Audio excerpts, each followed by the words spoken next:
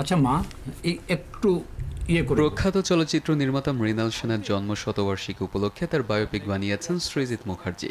পদাতিক নামে টলিউড সিনেমায় মৃণাল সেনের চরিত্রে অভিনয় করেছেন বাংলাদেশের চঞ্চল চৌধুরী। ভারতের স্বাধীনতা দিবস উপলক্ষে 15 আগস্ট পশ্চিমবঙ্গে মুক্তি পাবে সিনেমাটি।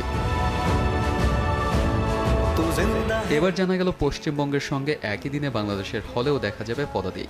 সিনেমাটি বাংলাদেশে আমদানি করছে জাজ মাল্টিমিডিয়া।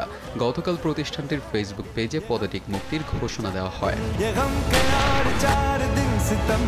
এই সিনেমায় মৃণাল সেনের যুবক ও বয়স্ক দুই চরিত্রে দেখা যাবে চঞ্চল চৌধুরীকে। নির্মাতার কিশোর বয়সের চরিত্রে অভিনয় করেছেন করুক সামন্ত। মৃণাল সেনের চরিত্রে অভিনয়ের অভিজ্ঞতা জানিয়ে চঞ্চল চৌধুরী এক সাক্ষাৎকারে বলেন, আমার জীবনে কোনো চরিত্রের জন্য এত স্ট্রাগল করতে হয়নি, কারণ আমি যে ধরনের চরিত্র অভিনয় করি বা যেভাবে চরিত্র হয়ে উঠি সেগুলো থেকে মৃণাল সেনের চরিত্র আলাদা। আমাকে ওই মানুষটি হয়ে উঠতে হওয়ার জন্য যে স্ট্রাগলটা করতে হয়েছে সেটা খুব সহজ নয়, এবং আলটিমেটলি সেটা আসলে রিচ করাও যায় না। 100% কোথাওই রিচ করা যায় না, এটা সম্ভব না, কারণ ওই মানুষ দুটোই তো আলাদা। ওই মানুষটিকে হুবহু ধারণ করা তো সম্ভব নয়, আর দেখতে একরকম হলেও তাতে কিছু যায় আসে না। হুবহু দেখতে অনেক মানুষ আছেন, কিন্তু ভেতরের যে মৃণাল সেন, তার যে ব্যক্তিত্ব, সেটা যদি আমি ফুটিয়ে তুলতে পারি সেটাই সাফল্য। মৃণালের এই বায়োপিকে মৃণালের স্ত্রী গীতা সেনের চরিত্রে অভিনয় করেছেন পশ্চিমবঙ্গের মানামী ঘোষ।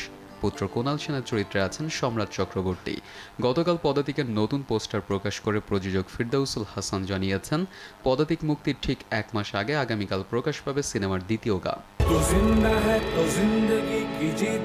গানটিতে কণ্ঠ দিয়েছেন শাহানা বাজপেয়ী।